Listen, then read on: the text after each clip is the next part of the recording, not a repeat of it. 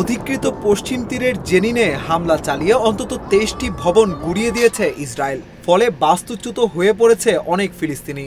ফিলিস্তিনের স্বাস্থ্য মন্ত্রণালয়ের বরাতে এ তথ্য জানিয়েছে কাতার ভিত্তিক সংবাদ মাধ্যম আল জাজিরা।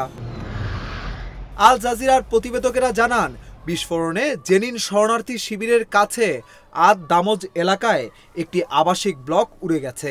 বিস্ফোরণের শব্দ জেনিন এবং আশেপাশের শহরগুলো থেকেও শোনা গেছে। রোববার বিস্ফোরণে ২৩টি বাড়ি গুড়িয়ে দিয়ে ইসরায়েল অভিযানে আরও বেপরোয়া হয়ে ওঠারই বহিঃপ্রকাশ ঘটালো।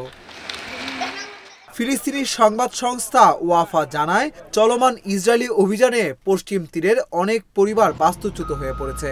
জেনিন শরণার্থী শিবিরের বাড়িগুলো বসবাসের অযোগ্য হয়ে পড়েছে। জেনিনে হামলার খবর নিশ্চিত করেছে ইসরায়েলি বাহিনী। আয়রন ওয়াল নামের অভিযানের অংশ হিসেবে এই হামলা চালানো হয়।